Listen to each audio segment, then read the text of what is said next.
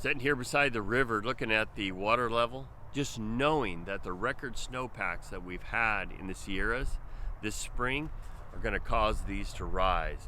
And I'm sure discussions about water allocations will also rise. What will we do with it? Will it continue to stay in the streams, or will it be allocated for agriculture? If it's allocated for agriculture, that will be used to produce the fruits and vegetables that we consume. That brings us to our devotional today. And this is what we're talking about. We're talking about allocating, sanctification. These are the things that we're talking about. And so our verse is this, 1 Corinthians 1:30. But of him are ye in Christ Jesus, whom God has made unto us wisdom and righteousness and sanctification and redemption. We're honing in on that idea of sanctification. That means to be set aside, to be allocated. What? For his purpose. His purposes are eternal.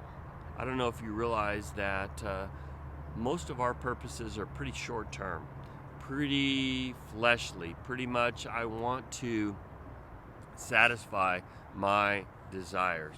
And so we need to figure out, how do we align our hearts and our minds with eternal purposes?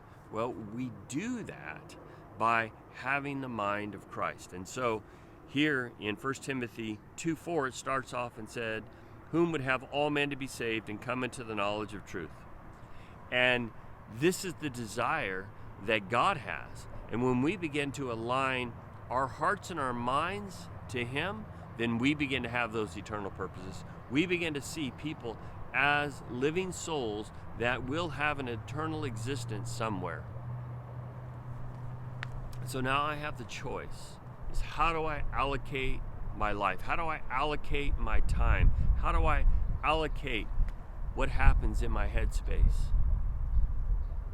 Do I yield it to the Lord, or do I consume it in the flesh? This water will be allocated, and it can be used for something very fruitful.